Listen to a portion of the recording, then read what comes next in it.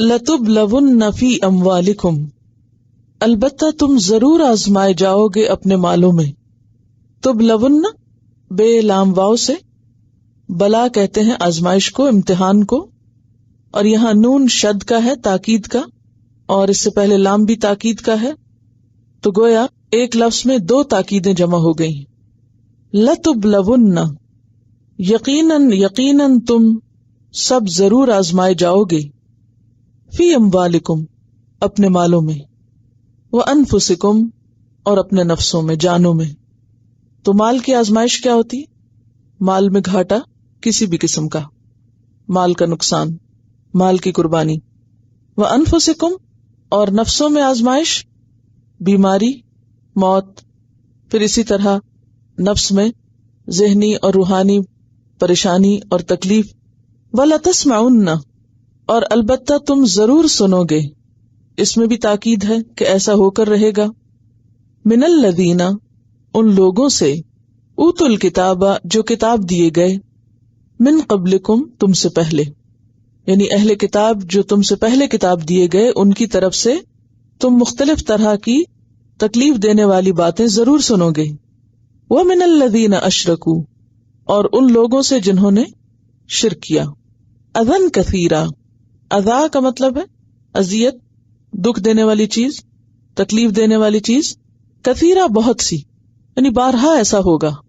تو یہاں پر تین چیزوں کا ذکر کیا جا رہا ہے، مال کا نقصان، جان کا نقصان، اور پھر ذہنی پریشانی جو مختلف لوگوں کی طرف سے باتوں کی شکل میں، جھوٹے پروپیگنڈے کی شکل میں ہو سکتی ہے. ایسے موقع پر انسان کو کیا کرنا چاہیے؟ وَإِن تَصْبِرُوا اور اگر تم صبر کرو. اور صبر کیا ہے اس موقع پر؟ کہ مشکل کے وقت انسان بے قرار نہ ہو، ایسے اضطراب میں نہ ہو کہ اللہ کے بارے میں کوئی برا گمان کرے، یا پھر تکلیف دینے والوں کے ساتھ اس طرح پیش آئے کہ جس میں کوئی نیگیٹیوٹی ہو، یعنی جذباتیت کے ساتھ یا جوابی ری ایکشن کے ساتھ. بلکہ ایسے غیر معمولی تکلیف کے موقع پر بھی انسان صبر و تحمل سے کام لے، اللہ کا فرما بردار بنا رہے. وَتَتَّقُوا اور تم تقوی اختیار کرو گے. فَإِنَّ ذَلِكَ مِنْ عَزْمِ الْأُمُورِ تو یقیناً یہ عزم الامور میں سے ہے. عزم کہتے ہیں کسی چیز پہ رائے کا جم جانا. عطا کہتے ہیں، ایک مفسر ہیں، کہ اس کا معنی حقیقت ایمان، یعنی اسی سے تمہارے ایمان کی آزمائش ہوگی، اسی سے تمہارے ایمان کی حقیقت کھلے گی کہ تم ایمان کے کس درجے پر ہو. پیچھے بھی آپ سورۃ البقرہ میں پڑھ چکے ہیں، آیت نمبر 155 سے 157 تک. وَلَنَبْلُوَنَّكُمْ بِشَيْءٍ مِّنَ الْخَوْفِ وَالْجُوعِ وَنَقْصٍ مِّنَ الْأَمْوَالِ وَالْأَنفُسِ وَالثَّمَرَاتِ کہ البتہ ہم ضرور آزمائیں گے تم کو ساتھ کسی بھی چیز کے خوف میں سے. سب سے پہلی چیز خوف، والجوع اور بھوک، ونقص من الاموال مالوں کی کمی میں سے، والانفس اور جانوں کی کمی، والثمرات اور پھلوں کی کمی میں سے، یعنی ان چیزوں میں سے کسی نہ کسی طرح سے تم آزمائے جاؤ گے. وبشر الصابرین اور خوشخبری دے دو صبر کرنے والوں کو. الذین اذا اصابتہم مصیبۃ کہ جن پہ مصیبت آتی ہے، قالوا انا للہ وانا الیہ راجعون تو وہ کہتے ہیں بے شک ہم بھی اللہ کے لیے ہیں اور اسی کی طرف لوٹ کر جانے والے ہیں. اولئک علیہم صلوات من ربہم ایسے لوگوں پر اپنے رب کی طرف سے رحمتیں آتی ہیں. ورحمت اور رحمت. واولئک اور یہی لوگ ہم المہتدون ہدایت پانے والے ہیں. یعنی گویا اس سے پتہ کیا چلتا ہے کہ مشکلات زندگی کا حصہ ہیں، اور خصوصاً ایمان والی زندگی کا، کیونکہ جنت ایک بہت ہی اعلیٰ ترین مقام ہے اور اس کی قیمت بہت زیادہ ہے. اور اس جنت میں داخلے سے پہلے ہر ایک کو کھنگالا جائے گا، پرکھا جائے گا، اس کا امتحان کیا جائے گا کہ وہ اس میں جانے کے قابل ہے یا نہیں.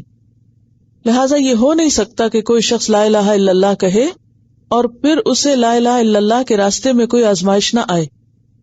ہر ایک کے ایمان کا امتحان ہوتا ہے. تو یہاں بتایا جا رہا ہے کہ تم سب کا بھی ضرور امتحان ہوگا. یہ دیکھنے کے لیے کہ تم سچے مومن ہو یا صرف اوپر اوپر سے ایمان کا دعویٰ کرنے والے.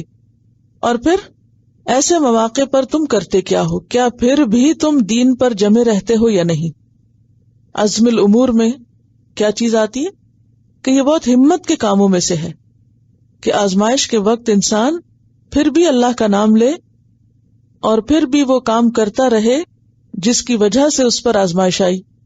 تو یہاں مسلمانوں کو ایک طرح سے خبردار کیا جا رہا ہے، پہلے سے بتایا جا رہا ہے، خبر دی جا رہی ہے کہ وہ ذہنی طور پر ان تکلیفوں کو برداشت کرنے کے لیے تیار رہیں کہ اگر انہوں نے لا الہ الا اللہ کہا ہے تو پھر اس کی قیمت بھی دینی ہوگی، پھر امتحان بھی ہوگا.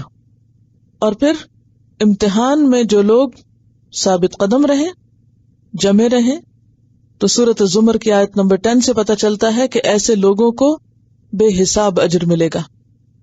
انما یوفی الصابرون اجرہم بغیر حساب، بے شک صبر کرنے والوں کو ان کا اجر بے حساب دیا جائے گا.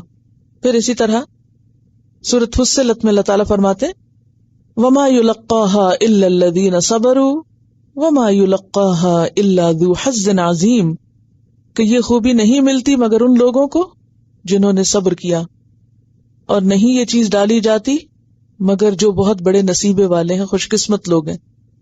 عموماً دنیا میں جب کسی پہ تکلیف آتی ہے تو لوگ اس کو کیا سمجھتے ہیں کہ یہ بیچارہ ہے، بد قسمت ہے. لیکن تکلیف تو آئے گی، اور تکلیف ہر ایک پہ آتی ہے، چاہے کوئی دین کے رستے پر ہو یا نہ ہو. ہاں، دین کے رستے پر آنے سے تکلیفوں کا جو طریقہ کار ہے وہ مختلف ہو جاتا ہے، ورنہ ہر انسان کی ذاتی زندگی میں کوئی ایمان پر ہو یا نہ ہو، کوئی دین پہ چلے یا نہ چلے، جسمانی طور پہ بیماریاں بھی سب کو آتی ہیں. کوئی بچہ ایسا نہیں دیکھا گیا کہ جو پیدا ہونے کے بعد بڑی عمر کو پہنچا اور کبھی وہ زندگی بیمار نہ ہوا ہو. کوئی ایسا شخص نہیں دیکھا گیا کہ جس کے مال میں کبھی کوئی نقصان نہ ہوا ہو، یا یہ کہ کوئی ایسا شخص ہو کہ جس نے لوگوں کی طرف سے ہمیشہ اپنے لیے خیر و بھلائی کی بات ہی سنی ہو. تو یہ تینوں قسم کی تکلیفیں جو ہیں یہ ہر انسان کی زندگی میں آتی ہیں، لیکن وہ عموماً ذاتی وجوہات کی بنا پر ہوتی ہیں. ہاں، جب دین کی وجہ سے اس میں سے کوئی تکلیف آتی ہے تو اس وقت انسان کا اصل امتحان ہوتا ہے کہ ہاں واقعی وہ اپنے اس بات میں سچا ہے یا نہیں، واقعی وہ اللہ کو مانتا ہے یا نہیں، اور اللہ کے وعدوں پہ یقین رکھتا ہے یا نہیں. تو یہاں پر اس کا ذکر کیا گیا. اور پھر آپ دیکھیں کہ یہ جنگ احد پر تبصرے کا اختتام ہو رہا ہے کہ جنگ احد میں تم سب پر ایک آزمائش آئی اور ایسا تو ہونا تھا، اور یہ پہلی اور آخری آزمائش نہیں، اس کے بعد بھی آزمائشیں آتی رہیں گی. اور اس کے بعد ہم دیکھتے ہیں کہ جنگ احزاب ہوتی ہے، اور پھر کئی اور مقامات ایسے آتے ہیں کہ جس میں مومنوں کی سخت آزمائش ہوتی ہے. لیکن ان ساری آزمائشوں میں دین ختم نہیں ہوا. دین کے ماننے والے جب ثابت قدم رہتے ہیں تو ہر آزمائش پہلے سے زیادہ انسان کو دین پر جماؤ اور اللہ کے وعدوں پر یقین دلانے کا سبب بنتی ہے، اور انسان کے درجے بلند ہوتے چلے جاتے ہیں اور دین کو فائدہ اور ترقی ہوتی چلی جاتی ہے.